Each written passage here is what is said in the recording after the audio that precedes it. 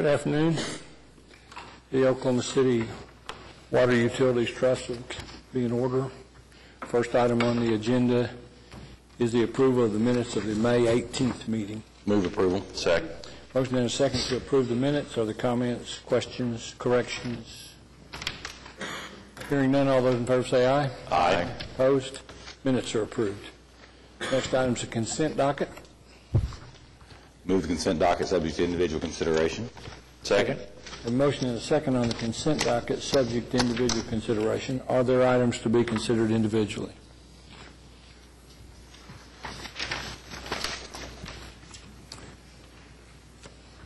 Hearing none, all those in favor of the approval of the consent docket say aye. Aye. Opposed?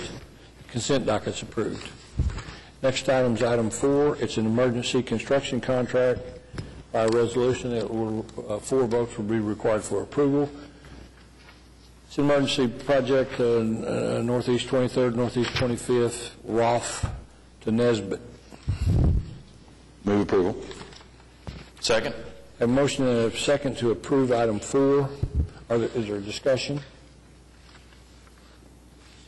Hearing none, all those in favor say aye. Aye. Opposed? Consent docket's approved. Yes, the item 4 is approved, excuse me. Next item is item 5, a couple of reports. Move we receive the reports. Second. A motion and a second to receive the reports. Are there comments on the reports? Hearing none, all those in favor say aye. Aye. Opposed? Reports are received.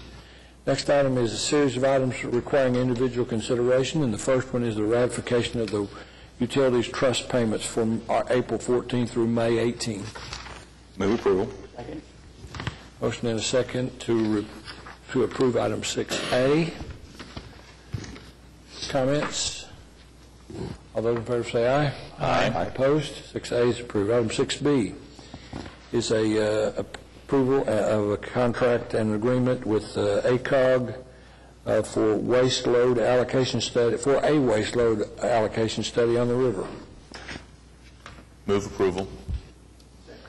And a motion and a second to approve item 6B. Is there comments? Mr. Chairman, if I may, the waste load allocation study is an important part of our long-range plans for wastewater service in far south Oklahoma City. This is a study on what we call the South Canadian River, participated in by other communities that also discharge to the river. It will help us define the environmental impacts, the water quality impacts associated with many cities' discharges into the South Canadian, and determine what our permit limits will be in the future. So it is very important to us. It is following standard practices for this type of study, commonly referred to as a 208 study in utility lingo. It has a companion item, item C, which I'd like to mention to you now. That was actually the first phase of this work, the definition of the project's quality assurance plan. The QAP, as it's commonly called, along with in 208 studies, sets out the means and the methods by which you'll take samples and evaluate those samples. It's very helpful because 208 studies are reviewed by the Federal Environmental Protection Agency. It's very helpful to go into the EPA with the QAPP ahead of time to make certain that there's good science before you begin the scientific study. Further comments? Hearing none, all those in favor of item 6B say aye. Aye. Opposed? Item 6B is approved. Item 6C is the companion item. Move. Second. A motion and a second on item 6C. Are there questions or comments? Hearing none, all those in favor say aye. Aye. Aye. Aye. Opposed? Item 6C is approved. Item 6D, it's approval of a permit between the city, the Water Trust, and the Oklahoma City Boathouse Foundation for the operation of kayak, rowing, bicycle rental storage facilities on the reservation, on the Lake Oglethorpe Reservation. And there is a person signed up to speak. Dave Lindo is here to speak on that. Just give us your name and address, please. Dave Lindo, 4700 West Memorial Road. I own OKC Kayak. We're one of the largest paddle sport providers in all of North America. We generate significant tax revenue for the city of Oklahoma City. I'm here to comment on 6D, not because I disagree with Chesapeake being able to rent kayaks on Lake Overholser, but the reason I'm here is to express some frustration in the difficulties of a 5 to 6 year process that I've been trying to obtain the permit that they now have obtained, them applying spring of this year being their first request for this permit. And I feel like there's a great deal of discrimination against my business.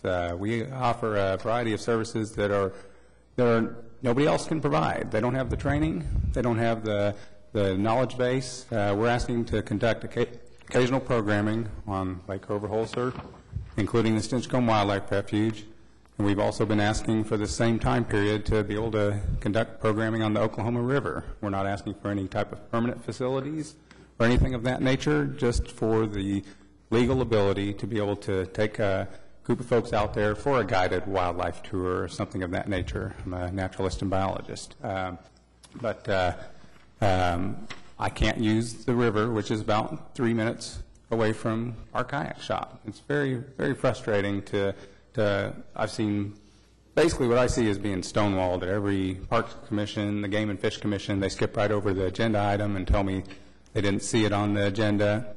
And I'd sure like to bring this to your attention and bring some resolution to this in the way of some sort of formal response one way or another. Thank you for your time.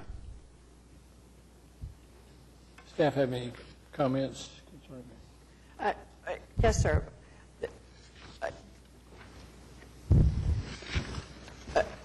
Aquat has a relationship with the Oklahoma City Boathouse Foundation for a rental of facilities. This document expands rental of facilities to include the Stroud House, formerly a separate rowing organization. After so many years, a remarkable rower, Bob Stroud, has effectively retired from running that operation, and Oklahoma City Boathouse Foundation asked to take that over and add that to its existing work at Lake Overholser. I understand that there's a conversation about kayaks, which was really not part of my thinking in recommending this contract. I believe that remains separate with the Parks Commission and the Parks Commission. I'm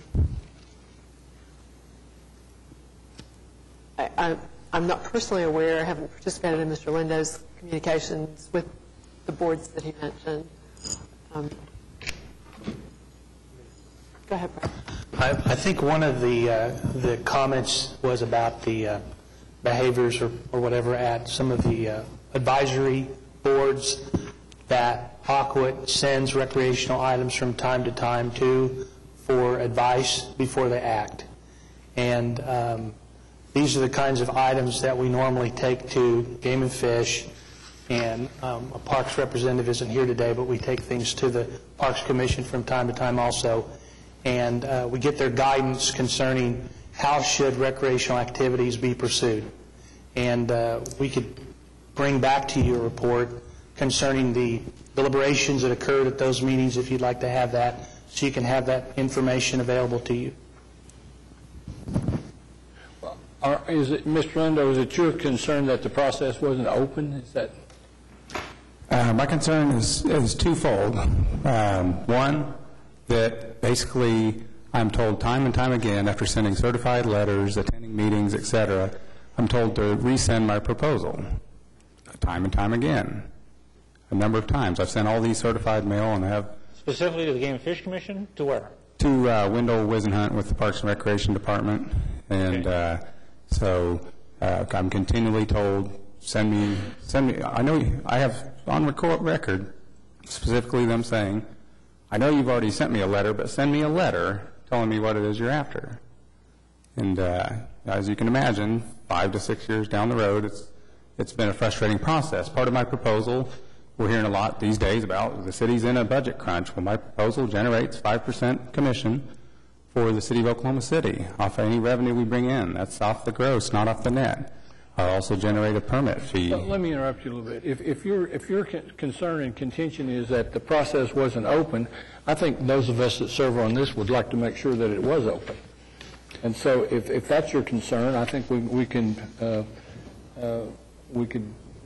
get information from our staff and put this on the agenda in 2 weeks and just be sure that it was open, because I don't think any of us want to be party to something that should have been open that wasn't. Right. Is your secondary concern the length of the contract? It's the length of time in trying to bring this permit to fruition. I You're believe talking there's... about this permit or a separate permit that you're trying to get through the Game and Fish Commission? I'm just a little confused. I don't understand. This would be the permit for the Lake Overholser Reservoir and the Stinchcombe Wildlife Refuge. But it's a permit that you're seeking. That my company, OKC Kayak, is trying to receive. And it's been held up at the Game and Fish Commission? Well, it has not been held up at the Game and Fish Commission per se, as they've had meetings, but my item being clearly on the agenda, when it's time to make a recommendation, they simply gloss over it, and I raise my hand, and they tell me to put my hand down. I've come up afterwards and talked to the commissioner, the chairman, and this being particularly at the Parks Commission meeting, being told that, oh, he didn't see it on there. He doesn't see it anywhere on there. And I've clearly pointed it out to him. And it's been multiple meetings. So it's a very, very frustrating process. I mean, we're just looking respectfully for an answer and some resolution. We provide a great, great recreational opportunity for the citizens of this city. And I know many of you on the board here today, on the council, have heard directly from these folks saying, hey, we love what OKC Kayak's doing in terms of recreation and in terms of improving the image of this city, and yet my hands are tied in providing this recreation because I don't hold the correct permit. I will personally look into that. I've been associated with Game and Fish Commission for over 20 years and never heard of that complaint before in the past, so I'd be happy to look into that. The Golf Commission, or the Parks Commission also. I'd be happy to look into that. Remember, we get a report, Mr. Chairman, on the chronology. Specifically, it was the Parks Commission at their, I believe it was their last meeting, which was in the ballpark of about 2 weeks ago, that I had this conversation with the chairman afterwards. Well, I'd like to get a chronology of this whole application process. The gentleman says it's gone on for years, and find out why, if there were specific reasons, and if there were specific reasons, or they communicated to the applicant in a timely fashion.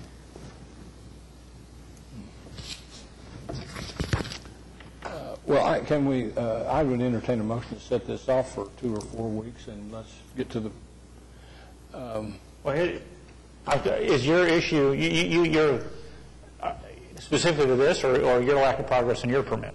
Basically, lack of progress in my permit. I have no objection to Chesapeake's permit. I'm all about growing the pie for recreational paddle sports and opportunities. So I'm not here to object or to approval or denial of Chesapeake's permit. How does your permit differ from this one? My permit generates revenue, whereas they do not. Not the details of what it gives for the city, but the operation of this permit. What this permit proposes to do is to operate canoe, kayak, rowing, bicycle rental, and storage facilities and related service and programs on the Lake Overholser Reservation. Is your permit application do those very same things? Or it's not. What my permit is, it's basically to just be able to conduct any kind of programming at the lake. I currently cannot conduct any kind of commercial business. I'm not asking to leave anything out there or to set an on-site concession up. I'm just asking that if folks were to come to me and sign up to take a class or take a field trip out there, that I can go out there and do so and be in compliance with city policy. Similar to the arrangements you currently have on Lake Hefner? It is. The current arrangement at Lake Hefner is the same thing. I don't leave anything out there. I'm not out there with a sandwich board saying, hey, I've got kayaks for rent. It's all set up off-site, and basically my permit gives me permission to use Lake Hefner for a specific area of Lake Hefner for $100 a month plus 5% commission off the gross proceeds. So your permit application that you're pursuing would not conflict with this one at all? That's correct. Well, then we don't need to continue it. We just need to find out why you haven't had any more progress than you've had in 5 years. That would be much trying to do it for appreciated. 5 years. That's why I asked. Yeah. We will look into that, and there will be, is 2 weeks, the next meeting too soon to expect a report back on? I think that would be fine. He has concerns, I think, with game and fish and also with parks, and we just need to find out why. I greatly We'll have appreciate your something for you time. in 2 weeks. Thank you. Thank you. We have a motion and a second to approve this matter, I believe. We do not have a motion. Move Nor a approval. second. Now we do. A motion and a second to approve. All those in favor say aye. Aye. Opposed? The next item is item 6E, and it's receipt of a fiscal year budget.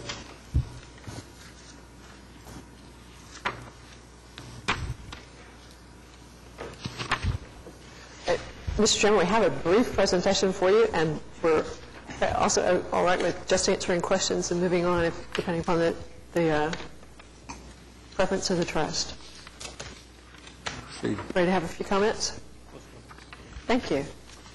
This afternoon, the staff introduces the annual Oklahoma City Water Utilities Trust budget with plans to return at your June 15th meeting for full consideration of the agenda item. The department, which executes your service delivery, has adopted a mission statement. We provide water and wastewater services to metro area residents, businesses, and other communities so they can enjoy public health protection and safe drinking water. The presentation today will visit with you about the background purpose of the budget. It will summarize key service facts and also highlight details of the proposed budget. The Aquit budget is prepared for you as the primary organization overseeing all aspects of the water and wastewater enterprises in Oklahoma City government. The budget includes, interestingly, all anticipated revenues and expenses, both capital and operating. It's the only place where all expenses are so recorded. The utility operations include 2,800 miles of water pipe, 2,700 miles of wastewater pipe, 3 water plants, 5 wastewater plants. We service an average of 186,000 water customers, 178,000 wastewater accounts. We treat about 3 billion gallons of water a month and about 2.5 billion gallons of wastewater. Our customer satisfaction level is good. We're not the top-rated utility in the country, but we're working on it. And the information provided is from a year ago survey. The total water funds in this proposed program are $157.5 million, $93 million coming from service charges, and $59.7 million coming from new capital financing.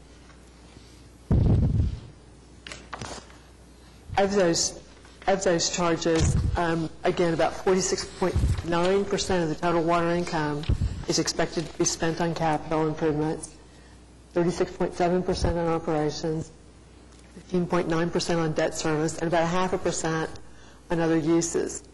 In the wastewater utility, total funds is $102.6 million, with $70.5 million coming from service charges and $28.9 million in new capital financing. Service charges are about 68.7% of our income, bond proceeds are 28.1%, and other incomes total 33.2% of the total wastewater income. Wastewater funds, 46.6% of our total wastewater income is spent on capital, 26.9% on operations, and 13.3% in debt service, with another 13.2% in contracted wastewater treatment operations. Key highlights in this proposed funding year. In the last year, we have underspent our expenses for power contrasted with budget because we have not been operating the Atoka pipeline consistently. We expect to restart the Atoka pipeline later this week. We're very excited about that for a period of about 3 months for the final shutdown in construction of our Atoka pipeline pumping system improvements. So our power costs have been down this year contrasted. Next year they'll be up. We expect them to be about $700,000 more than we would have budgeted this year. We are deleting 2 full-time positions, adding a systems analyst to help us with computer operations, for net reduction of 1 permanent position, and also deleting 4 positions that were temporarily budgeted while we did the utility billing system. Salaries increased only slightly, and we experienced some decrease of about $160,000 net for the positions that we've deleted. Because we're not pumping from Lake Atoka, we're using the Oberholzer plant more than we would in a typical year. In the same way we did when we upgraded the Draper Water Treatment Plant a few years ago, that actually increases our net chemical cost because it is more expensive to provide chemicals for Oberholzer treatment than it is or other water treatment plants. It includes about $188,000 for increases in taste and odor control that we're finding necessary in the water treatment system.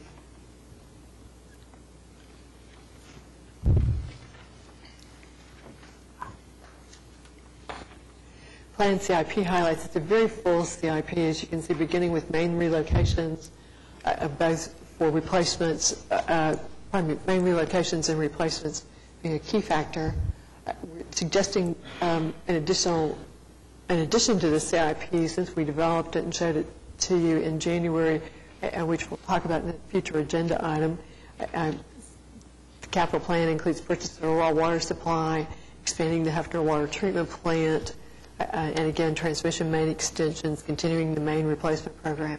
On the wastewater side, similarly, we're doing sewer main replacements and relocations for road projects, continuing our sewer treatment plant rehabilitation, building the sewer interceptors that are proposed in the wastewater master plan. Two key projects in the wastewater program are improvements to the Witcher lift station, where we're doing much the same kind of work that we're doing at the Atoka pump stations, rehabilitating and rebuilding major equipment at our largest lift station. And finally, building a flow equalization basin at the South Canadian wastewater treatment plant. That's the first step in improving and decreasing wastewater plant discharges from South Canadian. So in summary, we built a budget based on our 5-year financial plan. We included new debt issues to fund the CIP, anticipating a debt issue in about September of this year. Total planned CIP is $121.6 million. We realize there are many facts in this that we will need to revisit and want to introduce you to the concepts as we begin the discussion process.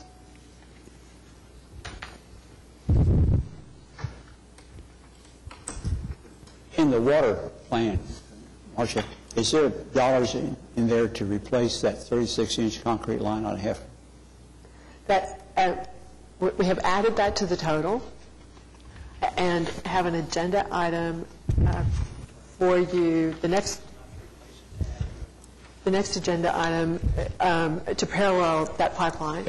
I saw that one, and I think that's a great idea. But since this particular pipeline, the 36-inch, and I think the word is concrete, failed frequently, and it's difficult to replace, is there any plan or thought to going ahead and replacing that line now as a CIP project, the 36-inch line?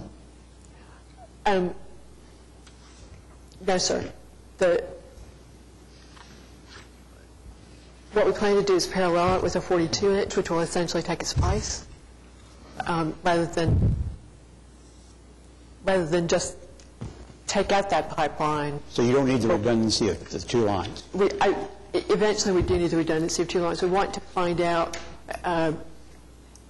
let's talk about that. It's important, but we haven't talked about it. The major pipeline that sends water northwest out of the Hefner plant broke, as you know, last Saturday night. It has been repaired. The system returned to normal. But what we learned is that pipe, we mistakenly understood it was ductile iron. We hadn't included it in our review of that particular type of pipe, which has a history of failing in certain circumstances. The pipe is 36 years old and has been performing perfectly until now. We want to look at the details of the materials we took out and make an assessment of whether this pipe is beginning to experience failure or was simply an individual failure. Nonetheless, there's no question that we need a reliable pipeline. This is the only piece of pipe for about 3/4 of a mile. We previously designed a project in it, looking forward to growth in the Northwest, but not built it, planned on building it in 2013. Because we know we have a vulnerability point, our recommendation is that we move that project forward by 3 years, essentially. It is virtually designed, simply to make certain that we have resolved the reliability question. Having 2 pipelines won't hurt us. In the meantime, we'll investigate whether that 3/4 miles of concrete with pre-tensile wire pipe has a reliability issue and should be abandoned in place. We do have that pipe operating in other locations where it has not been problematic. In the early 90s, the pipe was subject of a national litigation for some failures that were tied to specific age of pipe, or specific groups of pipe. So we believe that we've isolated and taken care of all of that pipe. Again, we look at each of that material very carefully and aren't through with that process yet. Okay.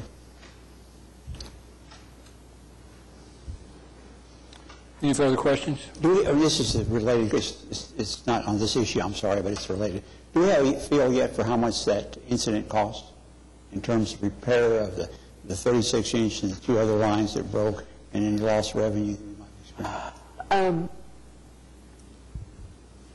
I know it's early in the process and it takes time to accumulate that. The repair itself was about $25,000 plus materials. We bought multiple repair kits to be ready for any eventuality. The pipe isn't made anymore, again, as part of that follow-on litigation, so special repair kits are required. We store repair kits for virtually all of our pipe. Again, the horrible problem here being not having the repair kit because of an error in the records, and never having had a problem with it in the past, which is a good thing. So total materials, we're probably spending $25,000 in materials, $25,000 for the contractor repair. Oh my gosh, I'll get you a total estimate. Probably we pumped about 5 million gallons a day less than we could have, just looking at the way the system was responding. That's $20,000. It's all $22,000 in lost sales. But a horrible situation. Yeah, in addition to the cost, the public had to suffer through this period. The public suffered. Our great credibility numbers that we just showed you are significantly damaged. And when will the 42-inch line be available? Mr. Samandi? The 42-inch line that will parallel the existing 36-inch line, when will that be installed? We have a design that is 90% complete. We've contacted the engineer to revamp the design and complete the stuff, and we're hoping within the month we'll have it all lined up to be advertised. So the construction would probably take about 1.5 to 2 years to finish up because it's a total of, the first phase of it is about 2 miles. So 2 years to have this line in place. yeah. And we have a repair kit for the 36-inch line now? We have multiple repair kits for the 36-inch line. Further comments, questions? Are we ready to vote? We need a motion. We're not ready to vote. Receiving the budget. We need a motion to receive the budget. Move it. Second. Motion and a second to receive the budget. Hearing no further comments, all those in favor say aye. Aye. Opposed? Budget's received. Next item is item F, and there is a correction on the on it in the agenda line. We need to strike the words CIP and to advertise for bids. The amended. Mr. Chairman, you also need to underline, this is new wording. Okay. Okay. You have a different. They need that new language also. After that, they had fiscal year 2013 capital improvement plan and budget. Doesn't change the context of the staff report or what we're going to do, but it does more clearly identify what we are doing. Everybody understand that? Yes. Move approval. Have a second? Second. Have a motion and a second to approve item 6F as corrected. All those in favor say aye. Aye. Opposed? Item 6F is approved. Next item is new business. Comments from trustees, staff, citizens. Your Honor, Mr. Chairman, I'm sorry, I guess promoting you. I have a question on the Red Man Triathlon project. Who is responsible for the controlling the traffic on the Lake Road during the course of that event? Is that the Parks Department, the Water Department, or the Police Department, or somebody else we haven't heard from? They, Mr. Trustee, the permittee Mr. Trustee, the permittee is responsible for coordinating and that aspect of traffic control with the Police Department and the Parks Department. They're supposed to submit a plan for that control through the Parks Department and coordinate it with the Police Department.